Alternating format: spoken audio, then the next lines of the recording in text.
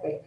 Bueno, qué gusto darles la bienvenida, recibirlos nuevamente virtualmente en nuestro espacio, en este espacio que hemos creado como extensión de lo que siempre fue los espacios del Centro Cultural Físico para AICA, ¿no? Nosotros estamos súper complacidos de seguir de seguir esta relación y este vínculo tan productivo que hemos tenido con AICA Capítulo Venezuela en los últimos 5 o 6 años. Quiero además felicitarlos por la convocatoria, por el éxito de esta convocatoria, por la capacidad para reunir este grupo tan interesante de personas con un tema que además es muy estimulante, ¿no? Y sobre todo en este momento, un tema que seguramente muchos se cuestionan y preguntan, es decir, la pertinencia de la crítica de arte en este momento, lo hablaba con Bélgica cuando preparábamos estas sesiones, y escucharlo desde la voz de los más importantes críticos venezolanos es realmente un gusto. Para dar inicio a la presentación de lo que va a ser la sesión de hoy, el encuentro de hoy, bueno, voy a dejar con a Bélgica Rodríguez, quien es la presidenta de AICA Capítulo Venezuela. Muchas gracias, buenas tardes, bienvenidos. Muchas gracias, María Cristina. Ana Cristina, perdón. Bueno, doy la bienvenida a todos los que se registraron para esta reunión de AICA Venezuela, Capítulo Venezuela, que, bueno, estamos haciendo todo lo posible por estar presentes en el ámbito de la cultura en Venezuela y también de América Latina, porque nuestras actividades se han proyectado hacia otras fronteras de nuestro continente, incluso hacia Europa y Estados Unidos. Para nosotros, todos los miembros de AICA, nos sentimos muy complacidos de participar en estas reuniones y agradecemos a los que están dispuestos siempre a participar con su sapiencia, con su experiencia, con su trabajo, en dar brillo a estas reuniones, a todas las que hemos hecho y las que haremos en el futuro. Siempre estaremos pendientes. Informo que vamos a abrir un canal YouTube donde se pasarán nuestras actividades de encuentros con artistas, críticos internacionales, etcétera. Y bueno, hoy nos reúne un tema muy importante, que es la crítica de arte. Siempre estamos hablando, pues es nuestro quehacer diario, la crítica de arte. La semana que viene lo quisimos hacer uno detrás de otro. La semana próxima será los artistas plásticos hablan sobre la crítica de arte. Hoy tenemos un grupo de 5 distinguidos críticos de miembros de AICA que participan en esta reunión. Bueno, siguiendo el orden de la invitación, vamos a comenzar por Víctor Guedes, después será, creo que Susana, no, perdón, María Luz, después Lorena, Carlos Maldonado y Bélgica Rodríguez. Bueno, le doy la palabra a Víctor Guedes. La moderadora hoy es nuestra colega Mariela Provenzales. Víctor. Gracias, Bélgica. Por favor, me dan un segundo para compartir pantalla y poner el cronómetro.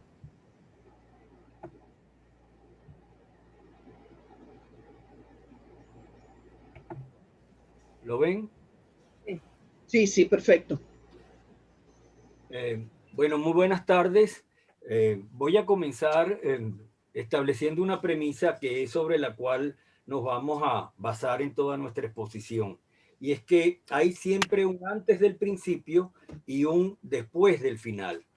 Esta frase va a ser significativa porque la vamos a retomar más adelante, pero comencemos recordando que el acercamiento a la obra de arte generalmente tiene varias fases.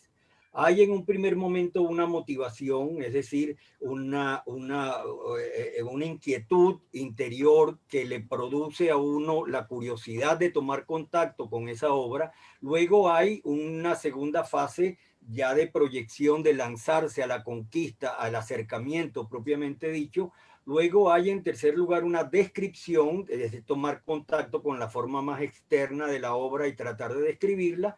Luego hay una fase de interrogación, de plantearle preguntas, y finalmente hay una valoración crítica y hay una relación de esa valoración crítica con el resto de los aportes que han hecho las obras con las cuales podrían compararse esa que uno analiza. De tal manera de que uno podría hablar de que cuando uno está frente a una obra hay un proceso de aproximación, hay uno de comprensión y uno de crítica. Ahora, ¿en qué consiste esta última etapa de la crítica? Consiste fundamentalmente en aplicar una serie de criterios de análisis, ¿verdad? Que nos sirven para establecer un análisis y un conjunto de preguntas y de procesamiento de la respuesta. Yo he hecho un esfuerzo por hacer una catalogación de criterios y tengo 45 criterios organizados en 15 triadas. Por supuesto que no se asusten que no voy a explicar ninguna. Además de esos criterios, tengo registrados 10 funciones de la crítica, cada una de las cuales podría explicarse en función de la resonancia y del alcance que ellos tienen. Y de la misma manera tengo registrado 33 tipos de crítica, ¿verdad?, que establecen las formas, las orientaciones y las líneas de desarrollo que pueda tener la crítica. Desde luego que ninguna de estas puedo abordarla por razones de tiempo. Pero ¿qué ocurre con todas estos criterios, estas funciones y estos tipos? Que llega un momento en el cual el crítico se agota, se asfixia de esos criterios, y hay la necesidad de escuchar a Eugenio Dors, que decía: el mejor reposo para un crítico es el repaso. Y cuando uno hace un repaso de todo el ejercicio crítico que ha hecho a través de todos estos tipos, de todos estos criterios y todas estas funciones, uno llega a la conclusión de que cuesta ver algo después de algo que nos encajona. Es decir, todos esos aspectos que sirven de criterio, que sirven de dispositivos hermenéuticos para la aproximación a la obra de arte, llega un momento en que hay que romperlos, como se rompe la partitura cuando uno quiere pasar de ser un simple intérprete y pasar a ser un creador, y arranca las hojas del libro para uno establecer una serie de iniciativas. Los criterios son para asimilarlos y para olvidarlos, porque de lo contrario ellos seguirían encerrándonos. En consecuencia, hay todas esas codificaciones que surgen, uno debe luego recodificarlas, desnudarlas, desvestirlas y volverlas a revestir para poder establecer una especie de realiento y de refuerzo de las iniciativas. Sin embargo, esto no es pesimista, sino que uno tiene que aprovechar esas limitaciones y esa vivencia que uno tiene como crítico, recordando a Toynbee con las bondades de la adversidad, a Alan Watts con la sabiduría de la inseguridad, a Mary Lee Ferguson con la fecundidad de la incertidumbre, a Edgar Morin con las nutritivas ambigüedades. En fin, lo importante es que nosotros admitamos de que hay, como consecuencia de esa aplicación de criterios, un agotamiento en nuestro esfuerzo, y que nos demos cuenta de que así como en el arte no hay evolución, sino que lo que hay es redimensión, y así como en el arte no hay progreso, sino lo que hay es ampliación de la sensibilidad estética, porque en el arte no hay la superación de un planteamiento y de una corriente por la otra, sino lo que hay es la apertura de solapas a la manera de un abanico que establecen toda esa dinámica. Entonces uno podría hablar de que hay una crítica, hay una crisis de la crítica, y esa crisis de la crítica generalmente se va por el lado descriptivo de que hay ausencia de espacios. Y resulta que la ausencia de espacios para críticos quizás tenga que ver mucho con la ausencia de lectores. ¿Y por qué hay ausencia de lectores a nivel de los críticos? Porque miren, hay un problema que tendríamos que repasar y tendríamos que descubrir y tendríamos que tomar conciencia de que hay un problema de prestigio intelectual de la actividad crítica. ¿Cuántas publicaciones hoy en día se hacen sobre la crítica? ¿Cuántas antologías se hacen? ¿Cuántos libros para la lectura de los viajeros o cuántos libros de crítica se utilizan frente a una piscina para uno recrearse?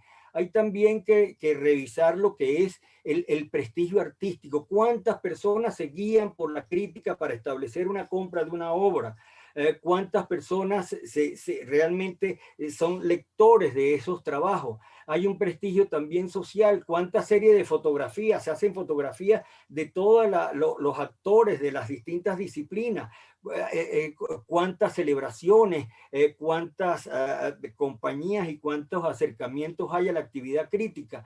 Y hay un prestigio económico, cuántos viven de la crítica de arte solamente. Entonces son realidades que han llevado incluso a algunos análisis periodísticos de hablar de textículos o de textos bikini o de textos express que se agotan en los catálogos y que han venido a reflejar el límite máximo de la crítica cuando la crítica va muchísimo más allá. Pero son realidades que uno tiene que analizar y que uno tiene que aceptar.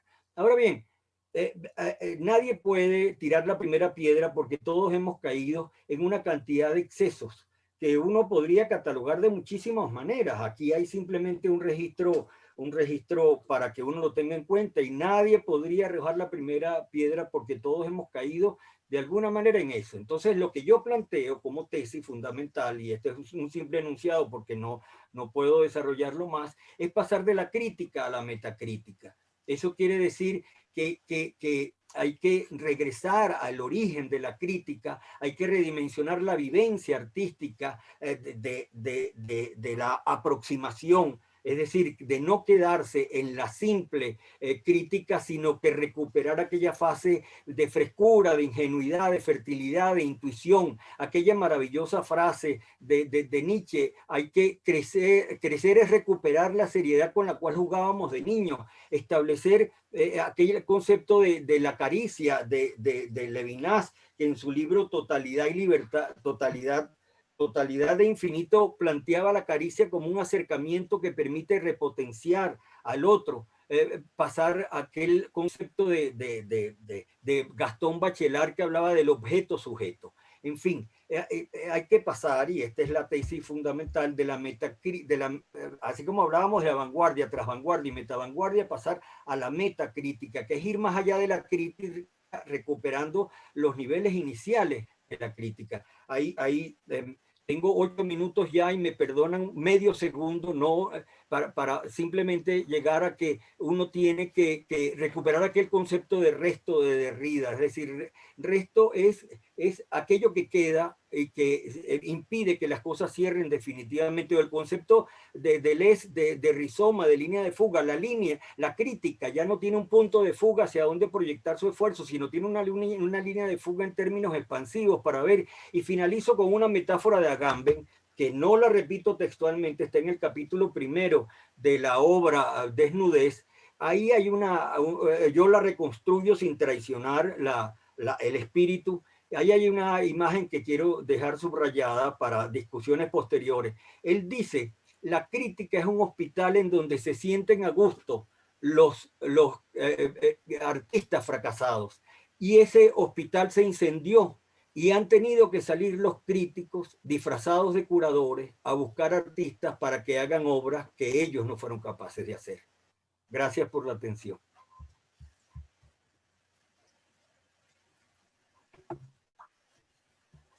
Gracias, Víctor. Se fue por un momento la señal, no sé si me escuchan. Sí, te escucho. Ajá, sí, me escribió Carlos diciendo que se le había ido la señal. No sé si está por allí, no lo veo. Y a mí me falló por momentos. Hubo momentos en que no te escuché. Bueno, ya oímos a Víctor Guedes. Quizás sería bueno empezar con María Luz.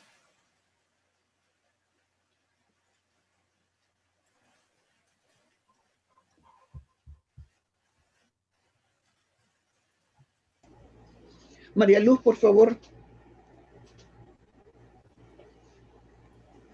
No te oímos, María Luz. No te oímos. No te oímos. ¿Pero qué pasa? Tiene que activar su micrófono. Ahora sí. Disculpen. Bueno, después del ese panorama intelectual tan sólido y completo que nos ha dado Víctor, yo me voy a colocar, y por razones de tiempo, en 3 aspectos esenciales que considero básicos para iniciar una discusión acerca de una situación tan crítica como se le presenta la crítica de arte en estos momentos. Este era un encuentro que íbamos a tener el año pasado, hace un año exactamente, y se canceló por la pandemia y bueno, lo retomamos ahora. Y el tema era un poco qué estaba pasando con la crítica en Venezuela en aquel momento. Aparentemente, bueno, esas acusaciones de que los críticos están dormidos, no están trabajando, en fin. Pero luego de este año de reflexiones profundas, yo me voy a limitar a esos 3 aspectos que les decía. El primero de ellos es la función de la crítica, un poco retomar el origen de lo que es la crítica de arte. Para ubicarlo en lo que yo denomino la crítica, el pensamiento crítico versus la criticonería o el opinatismo. La palabra crítica y como proceso también de pensamiento proviene de la raíz griega crine y el verbo es crinao, que es discernir, analizar. Ese es el origen de la crítica, el discernimiento, el análisis, la interpretación, y yo lo extiendo, le otorgo un sentido que es a partir de ese discernimiento y de ese análisis, tender puentes, como lo decía Víctor anteriormente, mediación, el papel mediador de la crítica entre la obra de arte y el público. Esa es una de las funciones para mí esenciales. Es un proceso, como les digo, que implica análisis, estudio, preparación y no está orientado exclusivamente, como se piensa por lo general, a resaltar los aspectos negativos o emitir juicios ligeros, sino a la construcción de argumentos, de criterios que nos acercan a la obra de arte. Es eso, volvería al origen de la palabra, es poner en crisis a la obra de arte, acercarnos a ella, pero con argumentos. Cualquier argumento positivo o negativo que quisiésemos aportar sobre una obra no puede sino estar levantado sobre un estudio, un análisis muy profundo.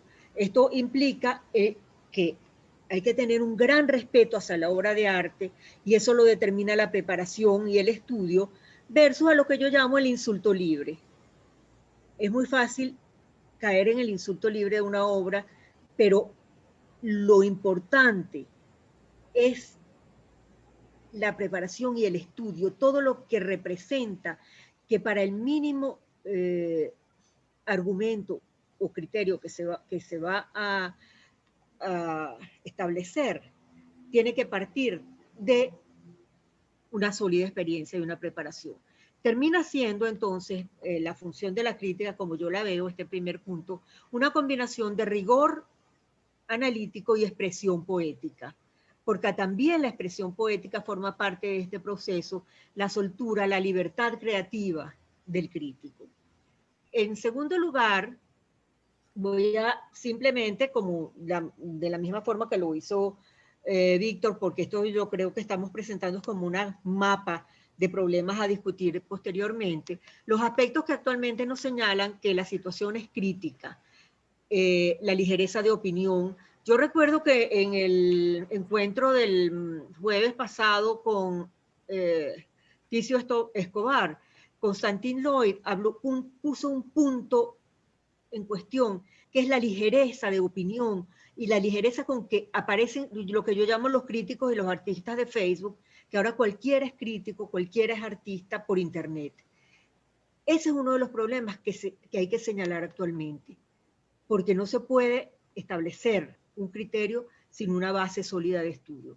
El otro problema es el de los vaivenes del mercado, cómo se determina, o yo distinguiría entre las operaciones comerciales y lo que es la verdadera crítica de arte. O sea, no necesariamente el crítico, lo acaba de señalar Víctor, es el que determina el mercado, son otros factores. El otro punto es la vida en pandemia, de qué manera el alejamiento de la situación social nos ha acercado de otra manera a la obra de arte. El otro punto es el derrumbe de las instituciones y procesos culturales en Venezuela. Y el último, la pérdida de espacios, como lo señalaba Víctor, cada vez los espacios convencionales para el ejercicio de la crítica, para publicar, están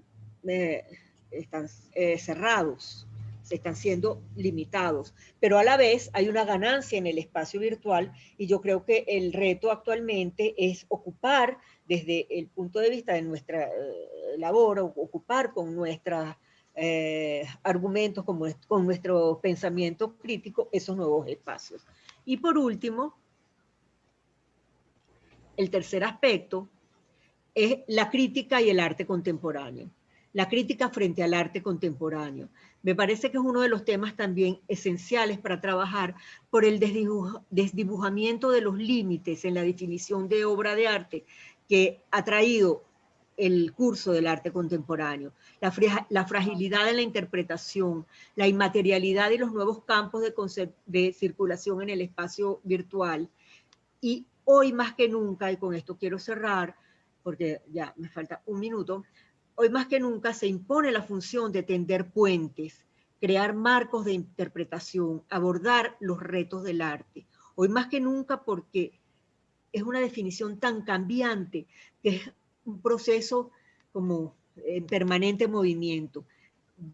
Yo considero que el arte siempre se adelanta. El arte, la creación, va siempre por delante de la crítica. El artista es como una catarata que arrasa. Y la labor del crítico es ese seguimiento, ese permanente movimiento para crear marcos de interpretación y tender nuevos puentes. Muchas gracias. Muy bien, María Luz. Excelente. Bueno, vamos a pasar a Lorena, que la tenemos acá como la tercera participante. ¿Me escuchan?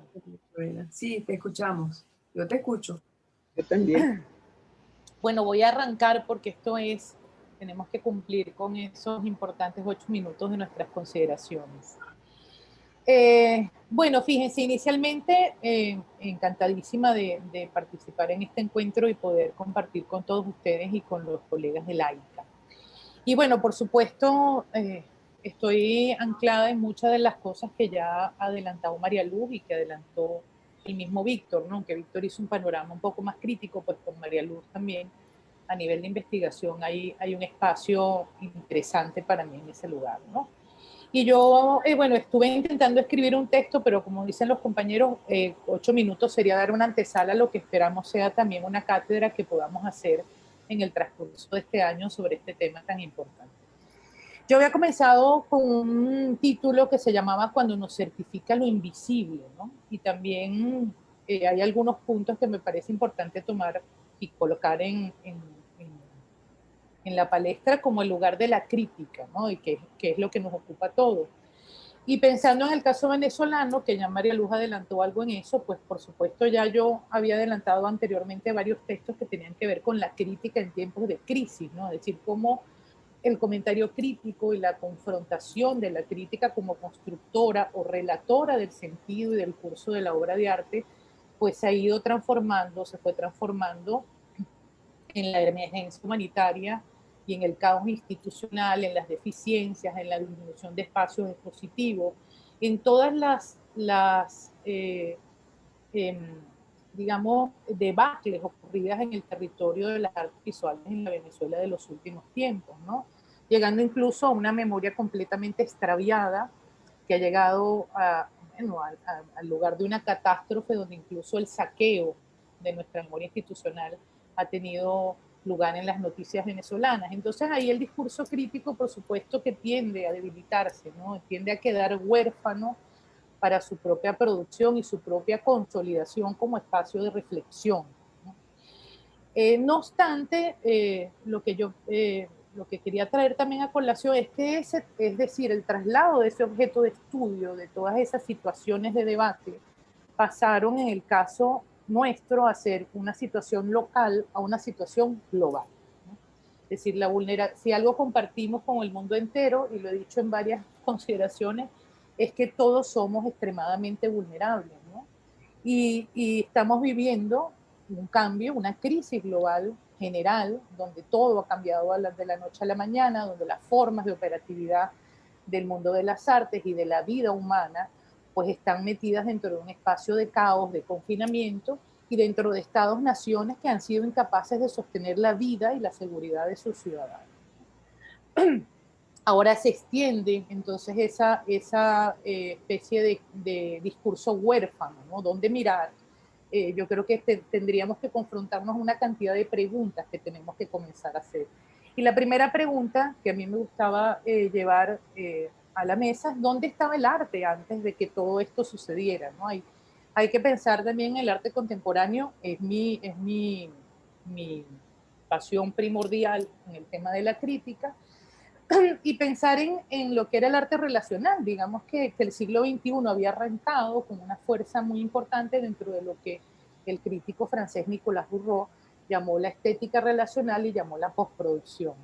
Pero esto también nos confronta con un profundo paradigma, porque el arte relacional surge, según Nicolas Bourreau, para poner en escena, es decir, procesos que están construyéndose desde un arte vinculante, donde el artista crea, manipula informaciones o materias primas ya elaboradas o informadas por otros y empieza a crear espacios de contacto humano con el espectador. Lo más importante, perdón, dentro del arte relacional es justamente generar la reorganización de esa energía vinculante donde el público pueda formar parte de la estrategia de la obra para propiciar el ejercicio del arte como una experiencia compartida, capaz de levantarse frente a lo que era un territorio difícil, la polución iconográfica y la polución virtual del mundo contemporáneo. Entonces ahí surge una gran paradoja, porque el arte está justamente en ese momento de contacto con el otro o de construcción de estrategias de contacto y de relación,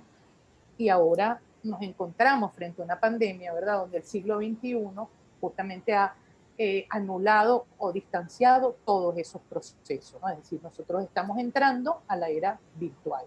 Los medios digitales y el mundo virtual están siendo, aunque ya los veníamos ensayando en el siglo XXI, pues son sus evanescencias de esa pantalla, toda esa transformación vertiginosa es un proceso en el cual se están modificando también nuestros modos de hacer, de mirar, de crear y muy especialmente nuestras formas de percibir la realidad. Y ahí también tenemos que prestar una atención necesaria, porque en esa transformación de los modos de percibir la realidad, en esa transformación de cómo venía el arte estructurándose durante el siglo XXI y en esa transformación de nosotros mismos, del contacto humano, pues la obra también se va a modificar, los procesos de creación se van a modificar y la crítica tiene que prestar una atención necesaria a todo ese desarrollo, ¿no?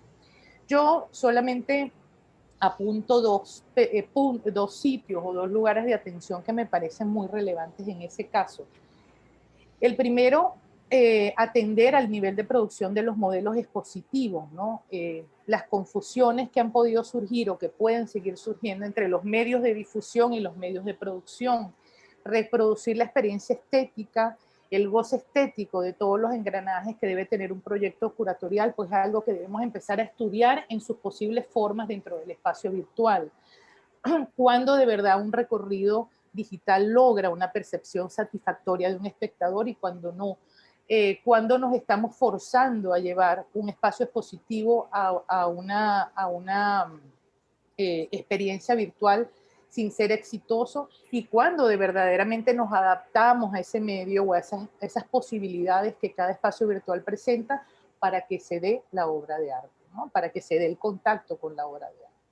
Todos los recursos reales que pueden hacer de esa experiencia un acontecimiento y un sentido óptimo para el espectador. Y el último punto a nivel de la producción de la obra, ¿no?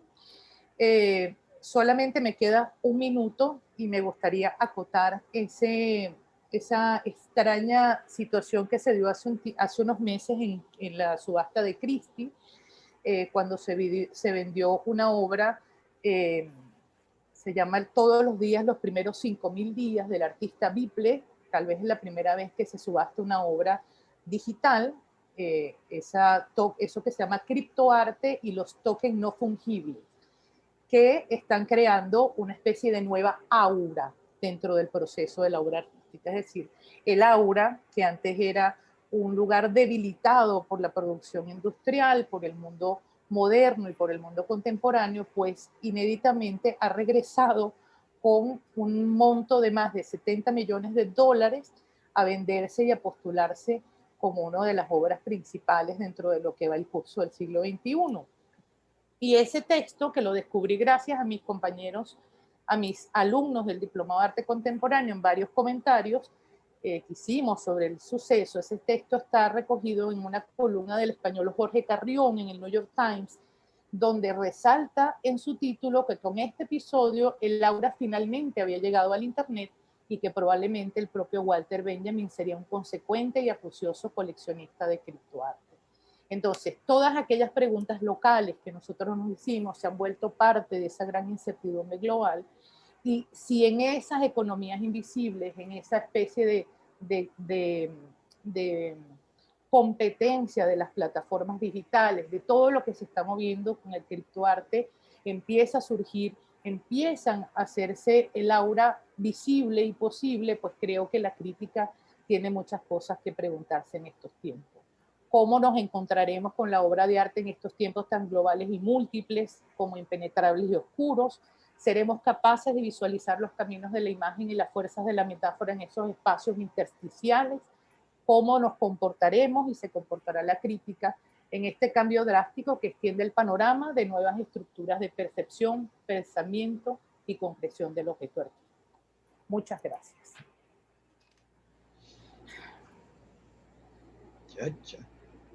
Parezco un caballo de carrera. Llega 9 minutos. Lorena. Mira, Lorena, mil gracias. Bueno, ahora llamamos a Carlos para que inicie. Carlos. Yo veía a Carlos Leopoldo y no sabía quién era.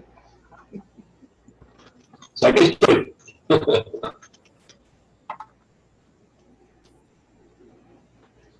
Bien. Primero, manifestarme por complacido que está en la cantidad de actividades que está realizando nuestra asociación. Que baje el volumen, por favor. Que lo baje. Sí, bájalo, Carlos. Se te escucha muy fuerte y no se te entiende. No se escucha bien. Vamos a bajarlo un poquito. Ya lo... A ver.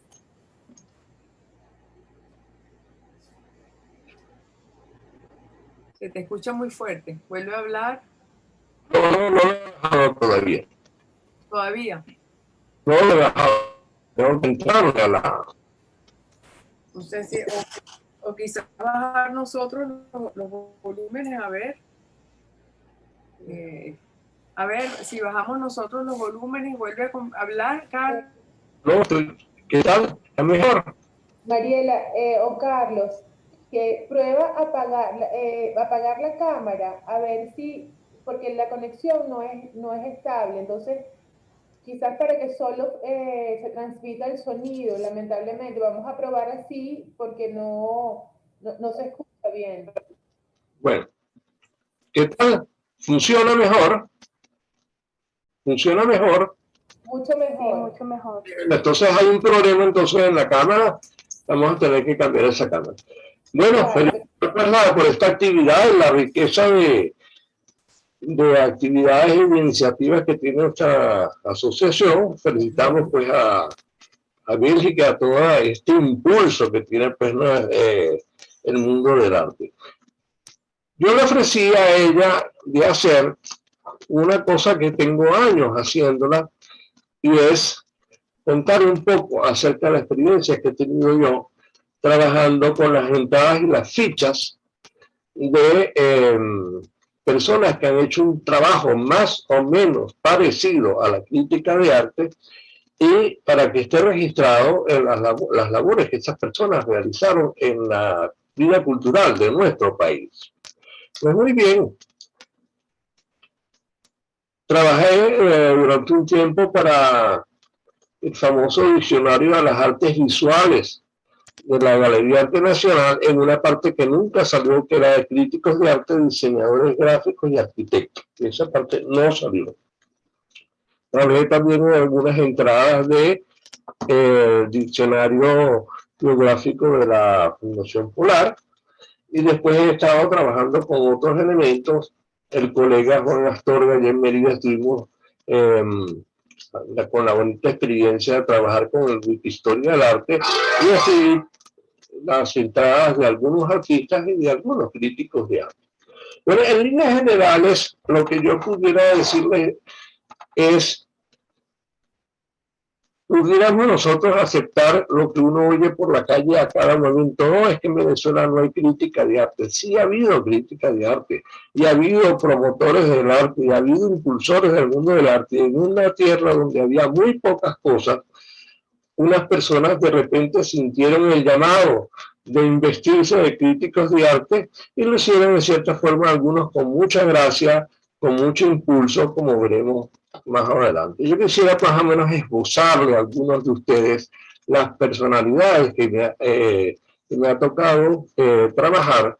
Y en primer lugar, nos preguntamos, bueno, ¿quién fue el primer hombre en Venezuela que pudiéramos hacer que hizo algo parecido a la crítica de arte? Y nos va a sorprender que es de acuerdo a unas investigaciones que inicia nuestro primer presidente de la AICA, Rafael Pineda, que es el cultísimo e ilustradísimo generalísimo Francisco de Miranda. Bueno, Miranda llevaba un diario de viajes, y a donde iba anotando lo que le movía a él la pieza de arte, y las críticas, las objeciones que tenía, cómo estaba colocada la pieza, en fin. Y de cierta forma, pues, eso es válido, eso es una reflexión que él se está haciendo a sí mismo acerca de una cosa que realmente a él le impresiona durante sus viajes turísticos y culturales. Pero finalmente también hay una parte muy importante, y es que, bueno, durante la Revolución Francesa, Miranda se llevó unos cuantos carcelazos.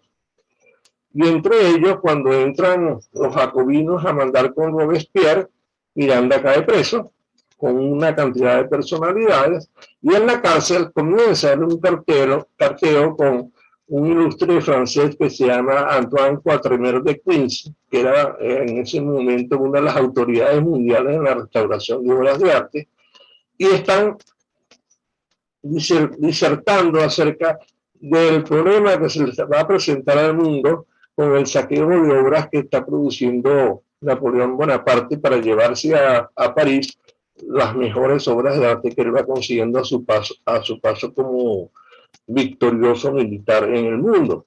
Se llevó un obelisco de Egipto, arrasó con Media Italia, que llevaron a distintos museos. Entonces la pregunta es si eso es válido o no válido. Y lo curioso está en que en las cartas que se tienen de Miranda con Quatremer de Quincy, ellos sustentan más o menos los mismos criterios que sustenta la UNESCO, de que una obra no puede ser botín de guerra, y que una obra pierde todo su valor al ser sacada del contexto donde fue creada. Bueno, ese es el primer crítico de arte venezolano, para muchos y para mucha honra de nosotros. Después nos encontramos con una cosa muy interesante: es uno de los hombres más valiosos que ha producido Venezuela en la etapa nacional, pues es el general José Antonio Páez, un hombre que cuando comienza la guerra, pues no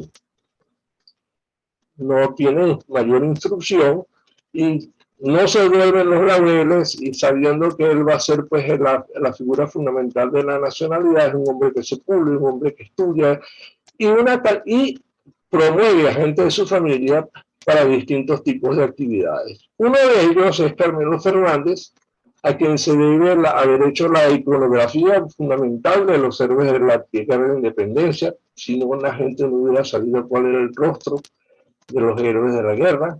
Y después un hijo de Páez, que bien hace varias cosas interesantes, como sería ser el secretario de la expedición que los lleva a ellos a los lugares donde hicieron historia militar, hacer profundas anotaciones del paisaje, de los vestidos, de las costumbres, de las tradiciones, y de volcar eso en un libro y hacer que la gente se interese en eso. Por otra parte, promover colecciones, y casualmente por el hijo de Páez, Ramón Páez, es que se da con los famosos dibujos que hizo Camille Pizarro y Fridtjof Melville en Caracas, cuando ellos se agarraron y se retiraron de Venezuela. Así que nos concertamos poco a poco y llegamos a un punto muy importante, y es cuando se constituye el famoso Círculo de las Bellas Artes. Básicamente hay un personaje clave en el mundo del Círculo de las Bellas Artes, que fue un hombre que nomás uno lo veía, a uno le inspiraba reverencia, que era el famoso poeta Fernando Paz Castillo.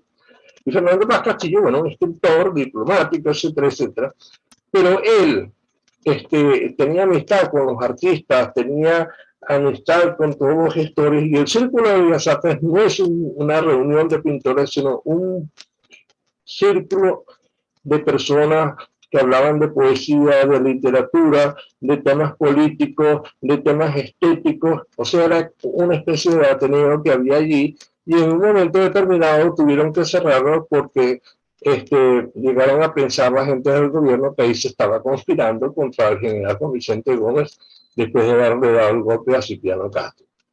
Lo interesante de todo esto es que Fernando Paz Castillo, tiempo después, hace una reflexión, y hay un libro que reúne todos los juicios de los pareceres que hace Fernando Paz Castillo de los artistas y de sus amigos, los escritores, que realmente es un libro digno de ser leído. Y dentro de las filas del Círculo de las Bellas Artes, un personaje que era popularísimo y que creo que es más famoso por lo popular que era que por el análisis de las cosas buenas que ese señor hizo, como era Leoncio Martínez. Leoncio Martínez, cada vez que el Círculo de las Bellas Artes hacía una exposición, se ocupaba de publicar en los diarios: vean esto, vean que esto vale la pena, miren cómo pinta Cabré, miren cómo pinta fulano de tal. Entonces realmente pues él era un promotor del arte, y en cierta forma es en una sociedad donde pasan pocas cosas de tipo cultural, es un hombre que le abre los ojos al público, y a la medida, digamos, que vaya avanzando las actividades que se van realizando. Después encontré una cosa muy interesante, es un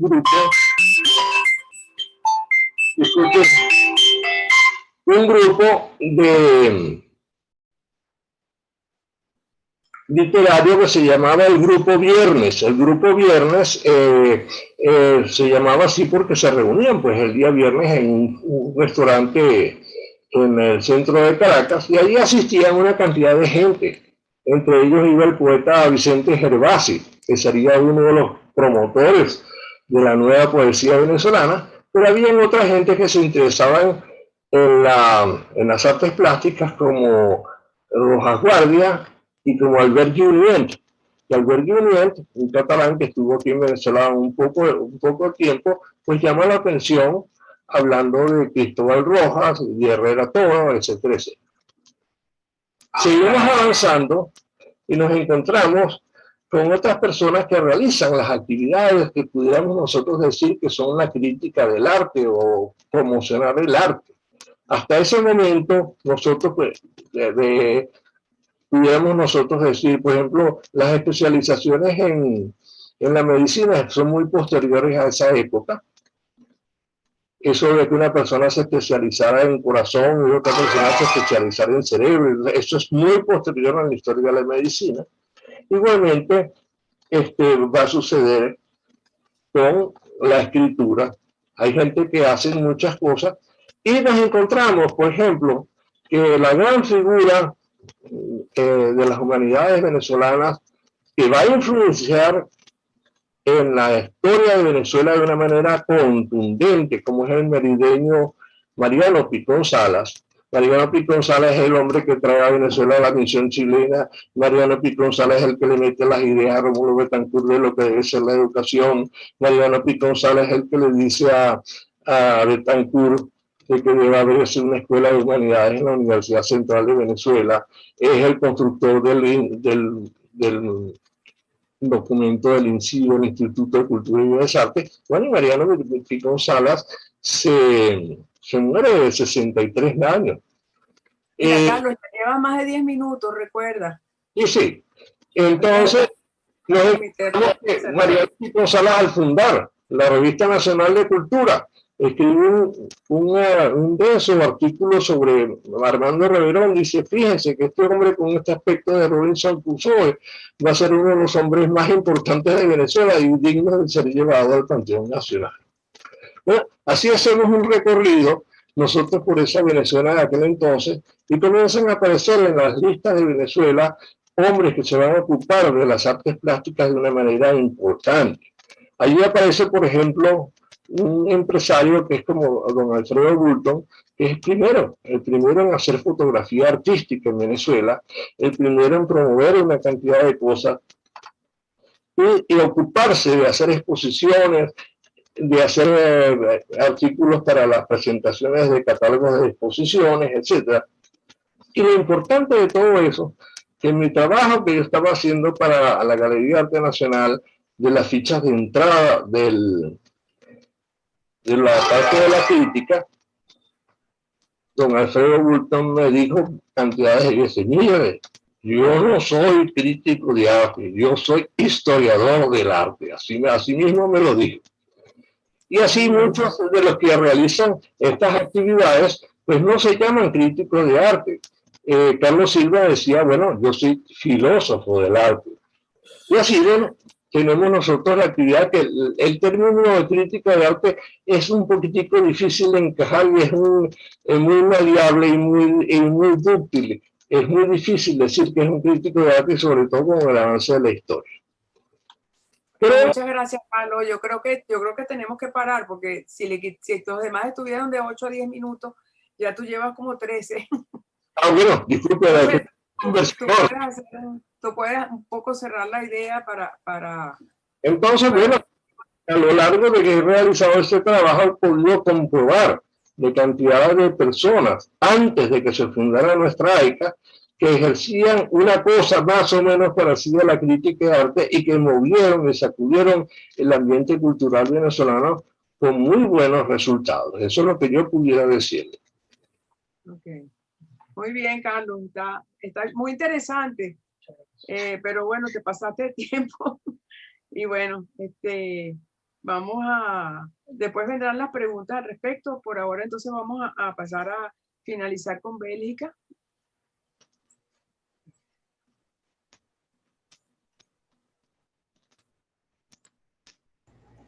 Muchas gracias. Gracias a los colegas que me han antecedido por sus interesantes, aunque cuando uno dice interesante no quiere decir nada, bueno, por sus magníficas participaciones.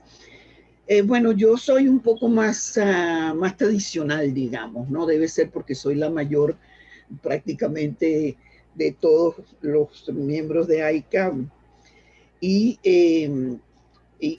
creo que mi texto basa la crítica de arte sobre la crítica de arte. A mí me parece que la crítica de arte tiene, bueno, más de 100 años más de 100 años produciéndose y hasta ahora pues han habido cambios, por supuesto, se le ha pedido mucho más rigor, se le ha pedido mucho más razones por las cuales discernir, analizar la producción artística de una persona. Entonces yo creo que se debe comenzar por pensar que una crítica de arte es un análisis serio de una producción de arte. Y tiene que ser, para mí, escrita en un lenguaje sencillo, comprensible, ser sana y honesta en sus juicios, sin prejuicios ni entrometimientos de preferencias personales. Yo siempre me he preguntado por qué la crítica de arte. Nosotros somos críticos de arte o criticones, puede ser como nos dicen a veces. La crítica de arte responde a un fenómeno sociocultural, porque es un sistema de valores en cuyo centro gravita el hombre creador. Es una manera de señalar la confusión de valores culturales necesaria en situaciones como la que nosotros estamos pasando ahorita en Venezuela, en situaciones de populismo cultural y social, como lo vivimos en tiempos presentes en nuestro país, y también como se practican en algunos críticos, algunas personas que ejercen la crítica sin tener la valoración ni la preparación para ello. La crítica, por supuesto, tiene muchísimas responsabilidades que son inherentes al hecho de la crítica, es decir, la crítica sobre la obra de arte. Primero, es educativa. Después tiene un valor moral, un valor ético, un valor estético y un valor histórico. Entonces yo me afinco allí sin muchas palabrerías ni nada, sino me veo, bueno, ¿por qué soy una crítico de arte o por qué somos, etcétera? Después del por qué, entonces dice, ¿para quién va dirigida la crítica de arte? Bueno, fundamentalmente, esta para quién corresponde al el papel que juega el crítico en su momento que está ejerciendo esta profesión. Una profesión poética, una profesión cargada de valores literarios, intelectuales, poéticos, etc. Primero, como decía, educativo, se dirige a un gran público que puede o no estar preparado para comprender o entender lo que se plantea.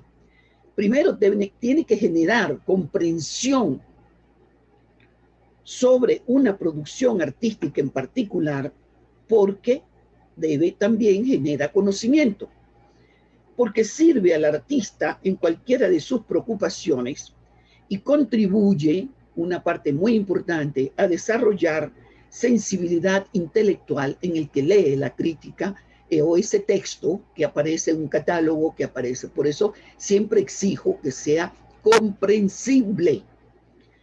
Esto es, luego, la crítica, el valor ético, es muy importante, porque la crítica está para construir, no para destruir, como hemos visto que no se plantea de una manera, bueno, este artista no sirve, yo me pongo, allí entra la intromisión personal y el gusto del público, del que escribe. Esto se trata moral también, porque se trata de un quehacer humano que se debe respetar, limitándose no solo al consumidor o receptor, sino que alcanza desde los productores de arte, museos, galerías, coleccionismos y mercados de arte. Es una cadena que yo llamo y defino como un panal de abeja. Es histórico, que es muy importante también, y que para allí entonces está nuestra responsabilidad de hacer una crítica seria, pongo entre comillas, de hacer un análisis importante, porque es la fuente para investigadores, historiadores del arte en la reconstrucción de una historia determinada al generar conocimiento sin caer en el didactismo. ¿Para qué la crítica de arte? Son varios los compromisos del crítico de arte, ya los hemos enunciado, pero hay otros. Son diferentes al del historiador del arte. ¿Cuáles son estos compromisos? Humano, intelectual, académico, y su trabajo consiste en el análisis tanto del fenómeno de la creación como de sus resultados, que es la producción artística de un individuo, o sea, la obra. A la crítica le corresponde detectar las innovaciones de fenómenos, causas y consecuencias en la producción de arte, crear tradición teorética sobre la cual hacer descansar el desarrollo de determinado tipo de arte que indefectiblemente está y progresa junto al artista. Es preciso tomar en cuenta variantes en las posiciones de los críticos de arte. Una de ellas, que es la que yo considero que es la más, la que se ejerce muchísimo, que es aquella crítica críptica, en la cual uno no entiende absolutamente nada. Incluso, bueno, a veces hablamos de eso, que leemos una crítica y yo, bueno, yo no entendí, debe ser que yo no sé nada, no entiendo, ¿no? Entonces, aquella que no se entiende, pero se presenta como la suma de varias inteligencias y de lecturas desajustadas, pero a lo que a los ojos de muchos se considera como muy profunda. También son diferentes las miradas del espectador, que son diversas y variadas y dependen, por supuesto, de muchas circunstancias. También son diferentes las miradas del crítico. Yo no escribo como escribe todos escribimos, tenemos una manera de escribir y tenemos una manera de que nuestra concepción de arte, a lo mejor mi manera es mucho más tradicional por el tipo de escuelas en las cuales yo me formé en la crítica de arte, la inglesa y la francesa. Entonces, la vieja, digamos. Entonces, pero la razón, el intelecto y el conocimiento, en eso estoy muy de acuerdo con lo que han dicho, y lo ha dicho María Luz, porque todo unido, el intelecto, el conocimiento, la razón, todo unido necesariamente a la sensibilidad. Eso es un aspecto muy importante en el crítico de arte, la sensibilidad, porque se puede hacer crítica de arte sin tener esta sensibilidad requerida para la tarea. Entonces es una crítica vacía, llena de frases y de referencias hacia otra cosa, ¿no?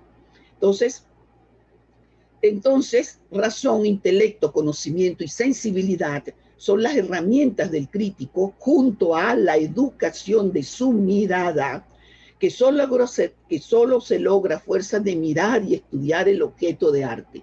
A veces nosotros nos preguntamos por qué no hay tantos críticos de música y salen críticos de arte de hasta debajo de las piedras. Y ahora con el internet, el Google, todo eso es una cosa increíble. Entonces,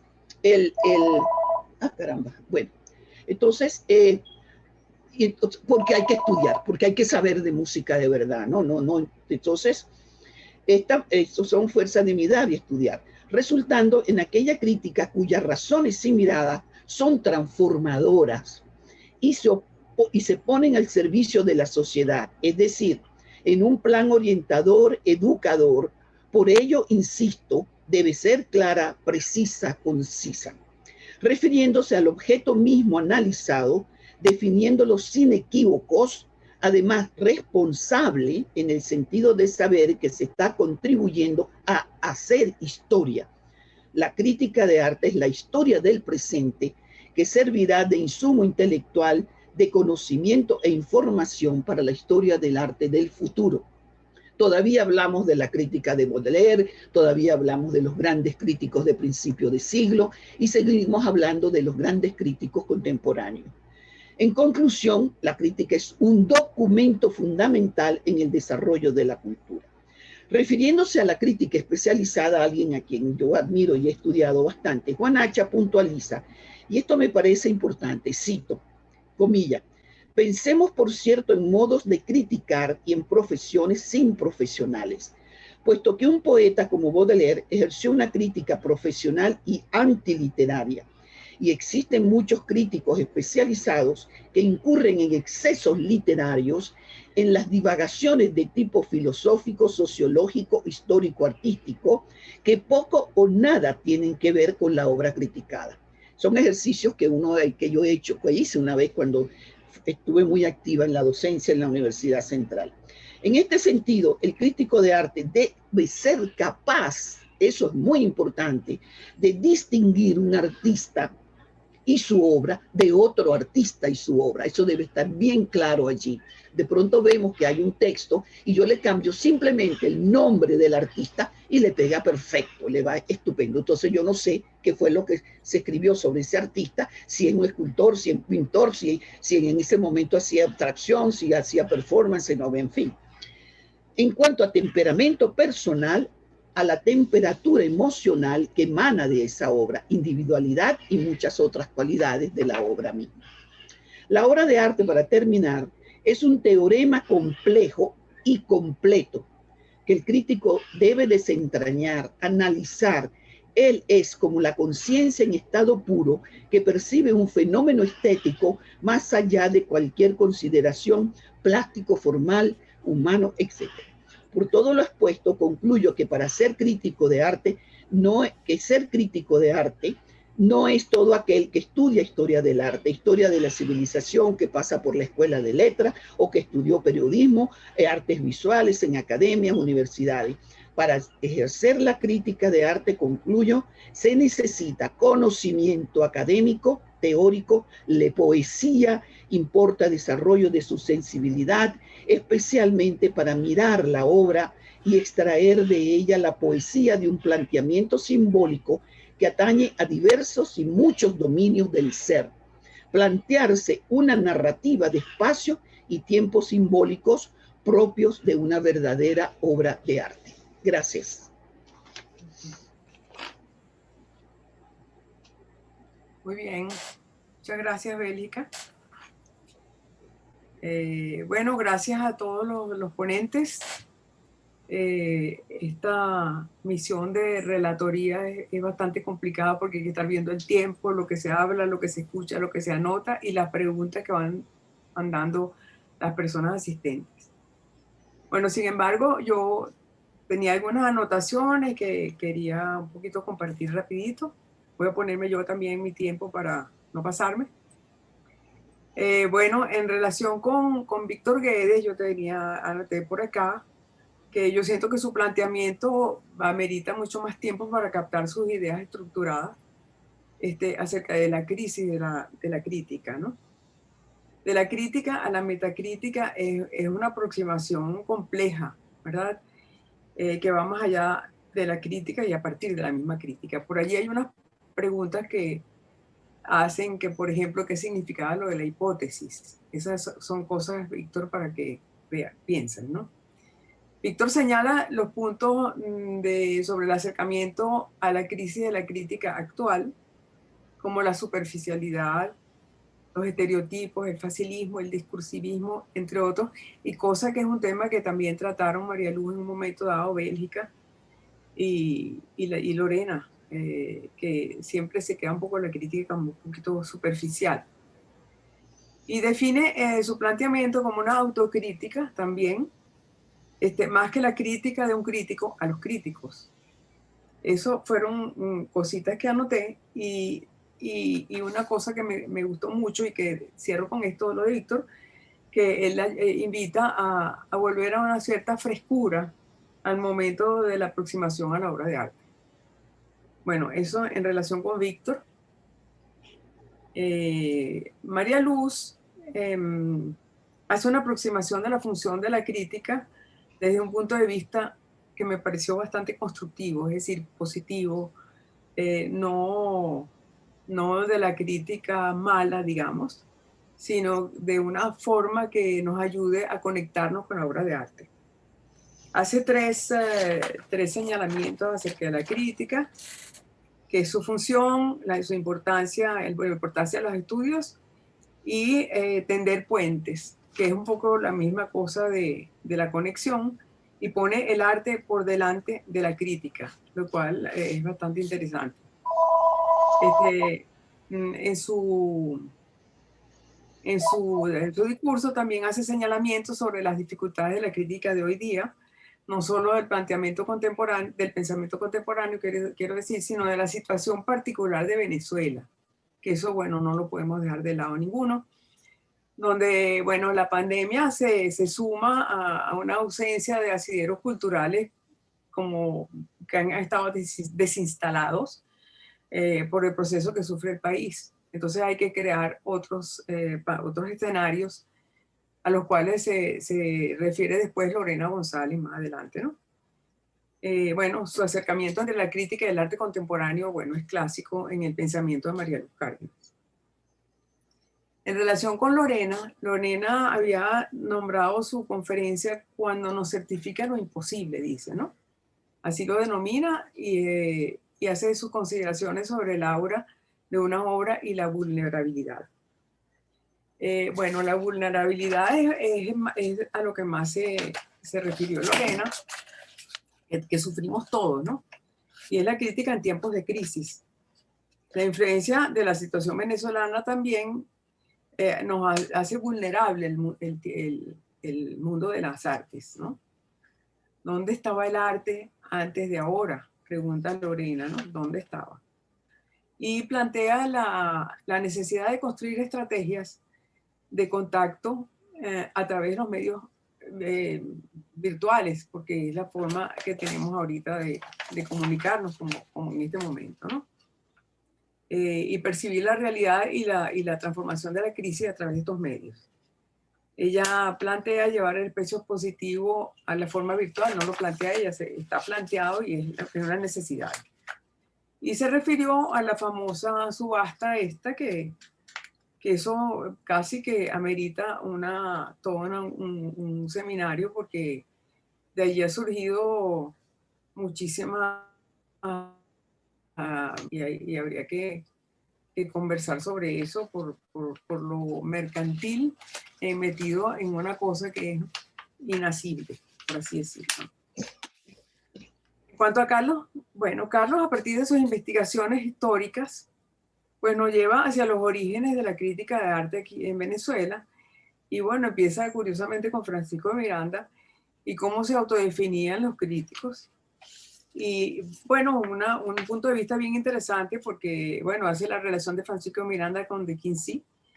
Y luego, bueno, hablando de Páez y la relación de los artistas para solicitarle que dejaran un testimonio pues visual realizado de la historia del momento, ilustración de la época, como dice aquí.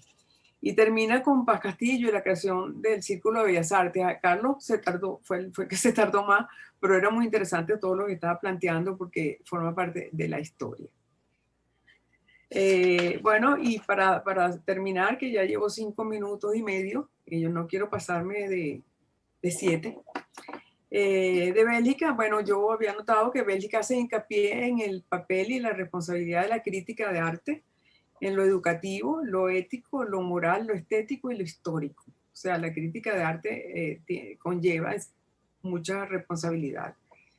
Y señala justamente la labor del crítico en descubrir dentro de todas estas cosas las innovaciones que aparecen en la producción artística. Eso Bélgica lo señala como una labor importante del crítico, que es el descubrir nuevos artistas y nuevos planteamientos que tengan peso.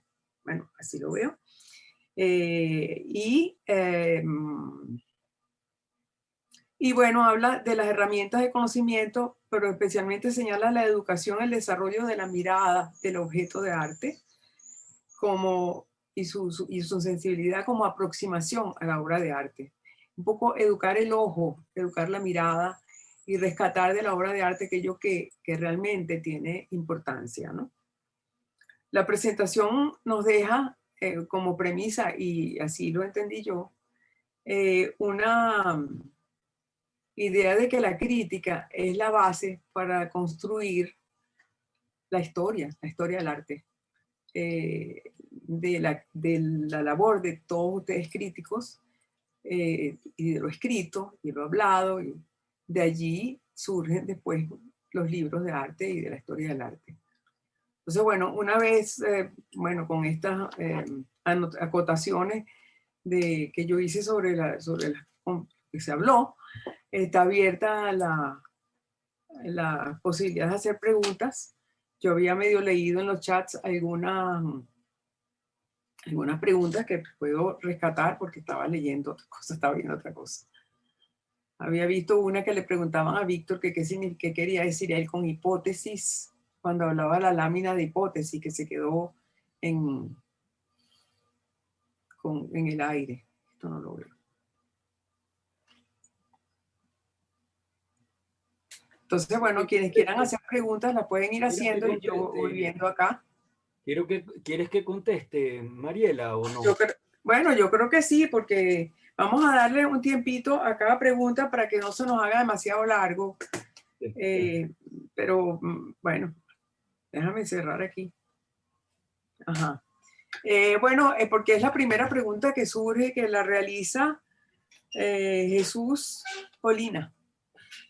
Jesús Colina. Bueno, gracias por todas las palabras de felicitación a los ponentes. Efectivamente, muy interesante todo. y planteamientos muy diversos.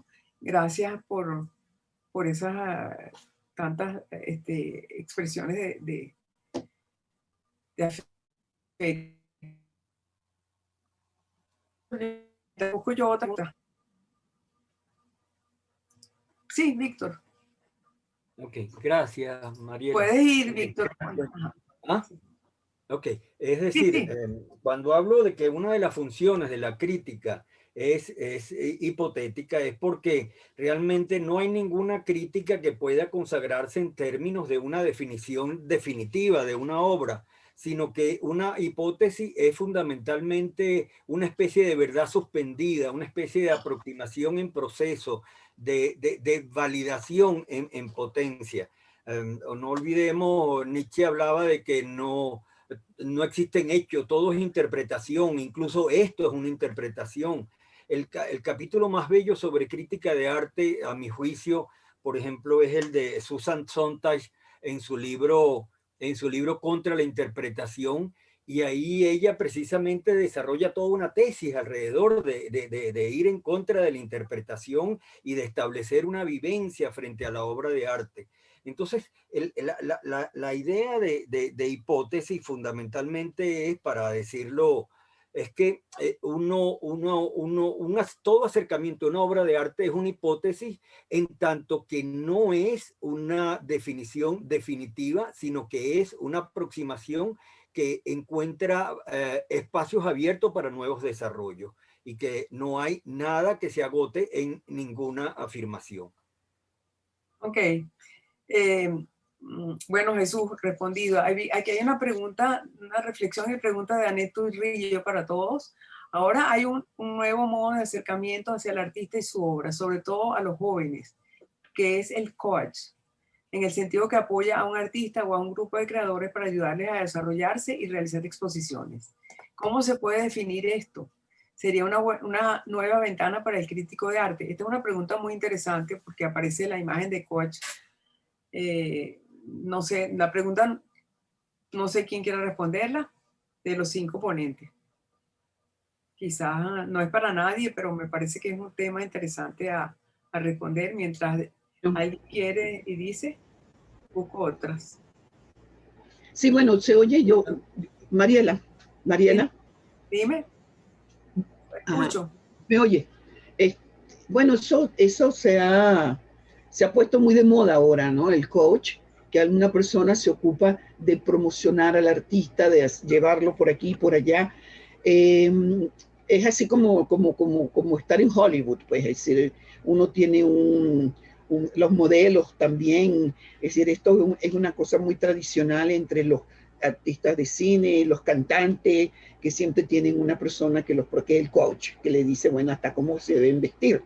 Entonces yo pienso que el coach también le va a decir al artista también qué es lo que debe hacer, porque para vender hay que hacer también un arte de aeropuerto, ¿no? Y no tener todas estas cosas que nosotros, todos estos elementos que nosotros exigimos para, como dice Víctor, hacer esa interpretación. Entonces, bueno, no, me parece una presencia muy peligrosa en la vida de un artista joven, porque un artista joven necesita, todo artista de verdaderamente creador, artista que se proyecta como tal, necesita libertad. La libertad de razonar, la libertad de buscar sus propios caminos, la libertad de buscar su lenguaje personal y propio. Esto es mi percepción. Entonces, pero hay una bueno, el coach yo no creo que sea nada importante en la vida de un artista joven.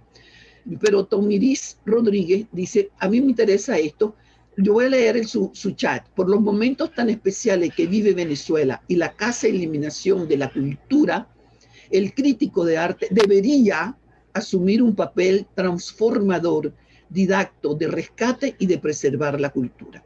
Yo le quiero responder que el papel transformador, didáctico, de desarrollo de sensibilidades, etcétera, lo hemos tenido siempre, lo ha tenido siempre la crítica. Ahora, rescate y preservar la cultura. En un momento como este, nosotros hacemos lo que nosotros podemos desde AICA, sin tener ninguna, en un momento como este en Venezuela, tan difícil para todos, donde todas las entidades creadoras, la música, la literatura, estamos haciendo todo lo que podemos para no morir, pero no morir en el sentido existencial, en el sentido filosófico casi, ¿no? Entonces, nosotros sí tenemos una actividad de rescate y de preservación de la cultura desde nuestras trincheras, desde nuestros escritos, desde todas estas exposiciones virtuales, exposiciones y que estamos escribiendo y estamos investigando en la soledad o con con los problemas que tenemos, porque si viene el agua y estoy escribiendo un texto, tengo que salir corriendo a hacer las tareas de la casa porque viene el agua una vez a la semana.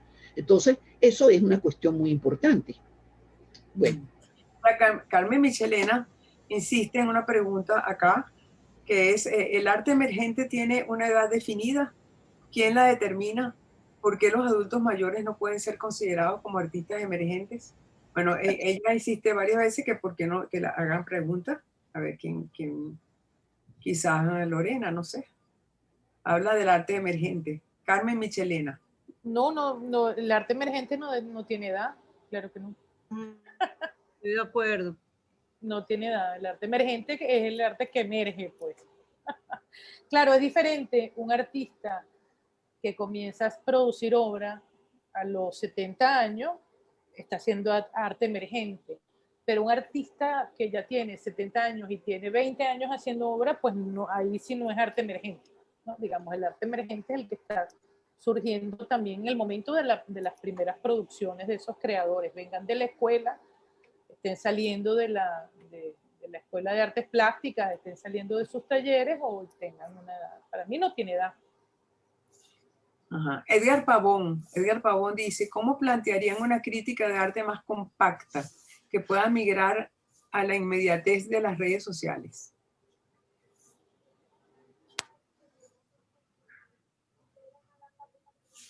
Bueno, ajustándose, eso es posible, por supuesto, ajustándose a todas las necesidades y responsabilidades que la crítica de arte tiene.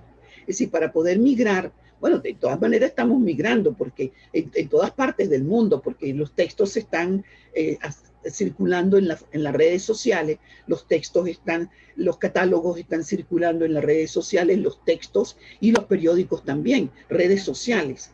Entonces, esa es una manera de migrar y bueno, hay que hacer más compacta, sí, pues hay que ser mucho más directo el análisis y ser más crítico en el sentido de conciso, directo y seriamente planteada, asumiendo la responsabilidad que tiene la crítica, es decir, el texto crítico escrito por un crítico. Ahora, sí me gustaría agregar, Bélgica, disculpa, pero también fíjense, y yo creo que también ese es un tema donde aquí hay que observar cómo se construye esa unidad de criterio dentro del espacio de las redes sociales, porque creo que en mi ratito que conversé, mi moción no es ser extremadamente ni apocalíptica ni celebratoria de lo que está pasando con el tema de la virtualidad. Creo que es un lugar donde hay que tener y prestar atención. Es decir, no es lo mismo la crítica de arte que se construía, ¿verdad?, en la columna semanal de un diario de opinión que legitimaba una voz, ¿verdad?, que legitimaba un ejercicio y que se repartía por completo a nivel nacional. En los años 90 o en el mismo comienzo del siglo XXI, pues la prensa nacional o lo que se podía hacer en esa prensa nacional, ya sea el nacional, universal o tal cual, pues llegaba a todos los rincones del país.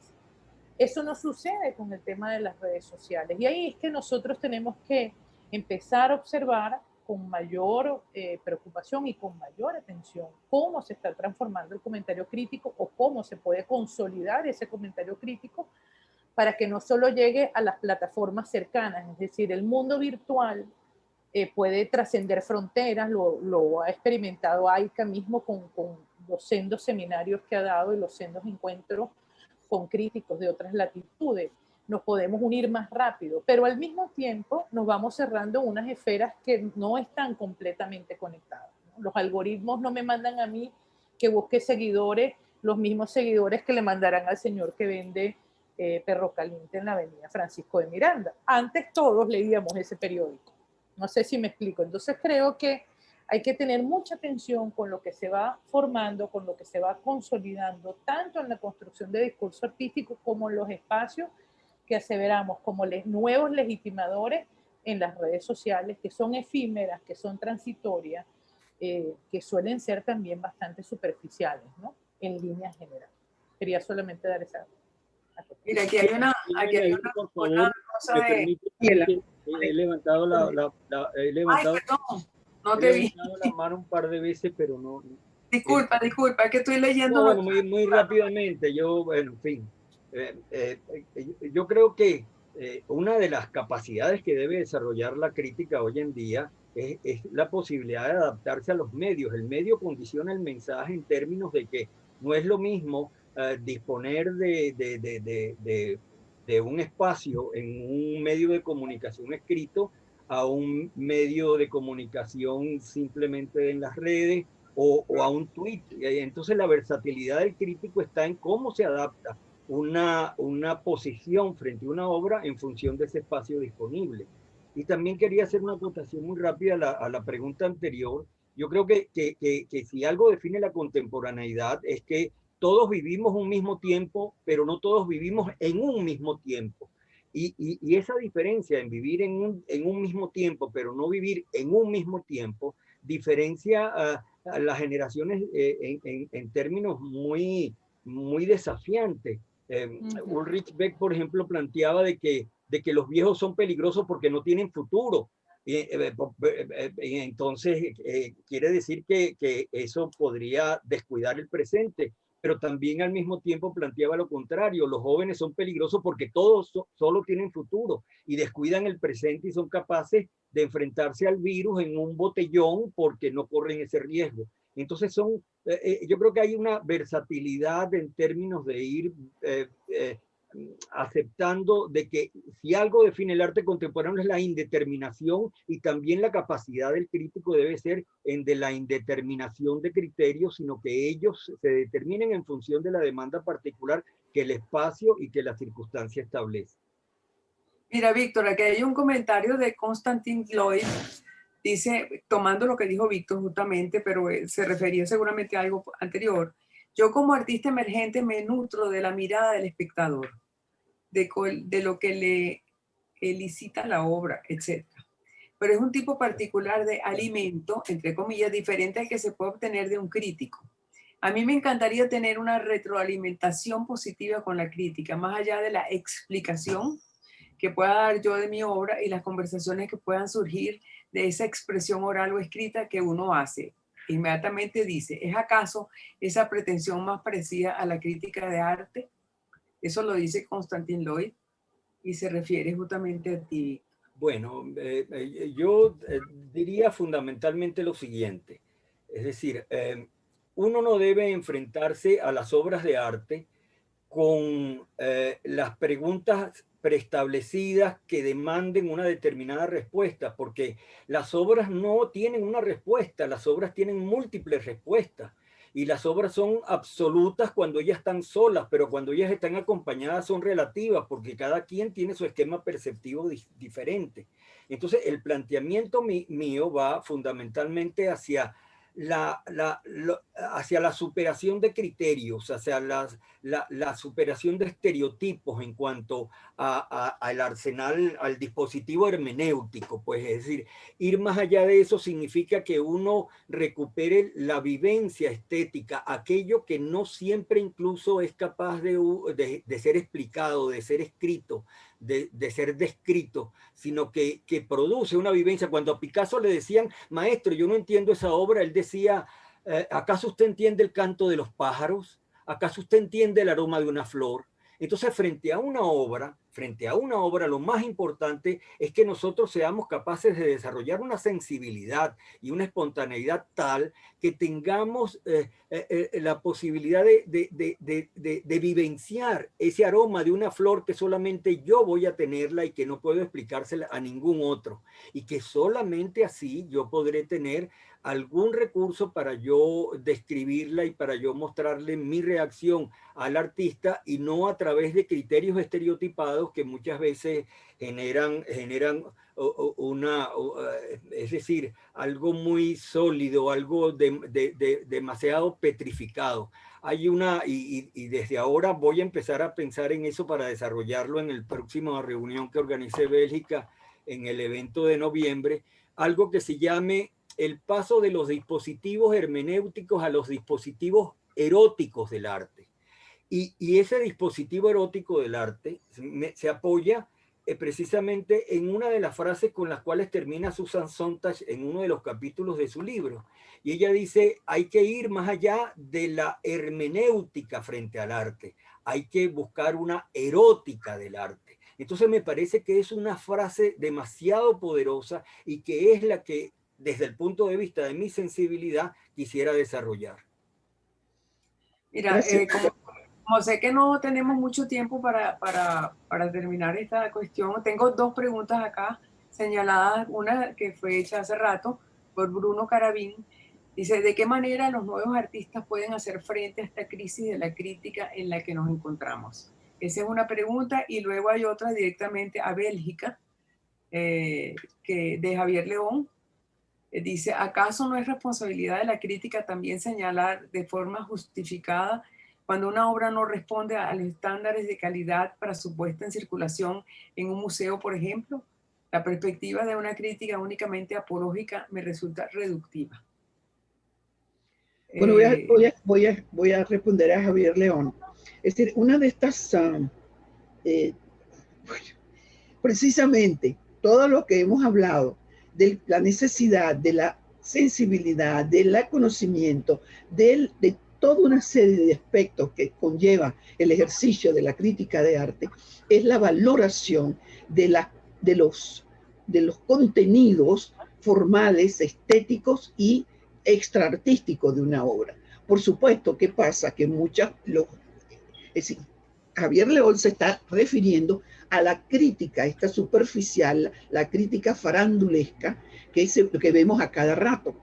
Es decir, pero no, nosotros somos, es decir, los miembros de AICA, para hablar de nosotros y de otros muchos que están alrededor nuestro, que no pertenecen a AICA, somos críticos de arte. Nosotros no estamos en crisis. Entonces dice, bueno, que la crisis de la crítica de arte. No, aquí no hay crisis de crítica de arte. Aquí hay crisis de otro tipo. Porque todos nosotros estamos activos, estamos trabajando y estamos haciendo cosas para contribuir en este momento a que nuestro país siga funcionando, póngalo entre comillas, como ustedes quieran, dentro de su cultura, como lo están haciendo los músicos, como están haciendo los compositores, los ejecutantes, la gente de teatro, todo eso. Entonces, sí, por supuesto que no tenemos lo que conocíamos antes, entonces nos estamos ajustando a las necesidades y a lo que tenemos a la mano para expresar nuestra actividad y nuestro pensamiento crítico, analítico y valorativo de la obra de arte. Esto nosotros hablamos lo que es la insensibilidad, ahorita se habla aquí de estos valores, desentrañar el áurea, como lo llamaba, percibir esa áurea es parte de nuestro trabajo, pero esa se desentraña, se aprehende, se mira esa aura solo con sensibilidad. Entonces, cuando uno ve eso, no todas las obras son susceptibles de ir al museo, pero bueno, a veces pasa. ¿Qué hacemos? Porque hay un problema también que dentro del problema de la crítica se mete el mercado, se meten los galeristas, se meten los directores de museos, los curadores que también irresponsablemente valorizan obras que no pueden ser valorizadas. Es una realidad, pues. Bueno, eso creo que responde un poco la pregunta de si se puede, que cómo los nuevos artistas pueden hacer frente a esta crisis de la crítica de arte que nos encontramos. En No realidad, hay con todos crisis, estos críticos. no hay crisis. No hay crisis. Y la Exacto. única manera de que los jóvenes artistas puedan afrontar, hacerle frente a la situación que vivimos, es trabajando, es estudiando la historia del arte, mirando sus fuentes y revisitando nuestros artistas que son los que tienen enfrente para poder avanzar, trabajando. Esa es la única manera de afrontar la crisis. Investigando.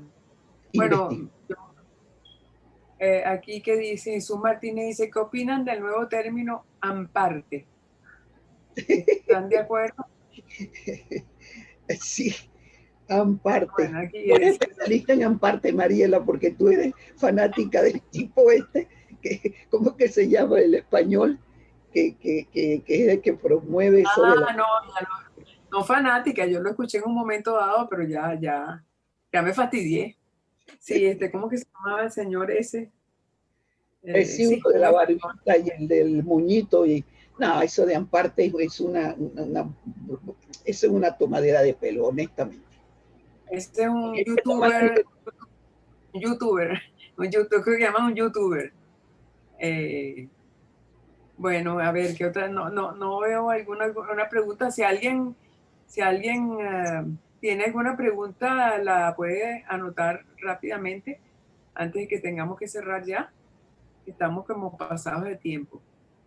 Sí, muchas felicitaciones a Bélgica, muchas felicitaciones a todos los que han expuesto. Bueno, no veo... Yo creo que nosotros, para poder resolver un poco nuestro problema económico, podemos dedicarnos a ser coach, porque eso hay que pagarlo, y grande. Eso hay que pagarlo y fuerte. Entonces, en fin. Bueno, yo agradezco mucho que en nombre de AICA la cooperación que nos siempre está dispuesta Ana Cristina y su equipo en el Centro Cultural BOD. Agradezco a mis colegas estas tan importantes, bueno, no me gusta la palabra interesante, tan importantes anotaciones que han hecho sobre la crítica, muy aleccionadoras y educativas. Y también agradezco a nuestros amigos que pudieron conectarse con algunos muy fieles, que siempre los vemos conectados con nuestras actividades, con las actividades que promueve la Asociación Internacional de Críticos de Arte, Capítulo Venezuela. Muchas gracias. Hasta luego.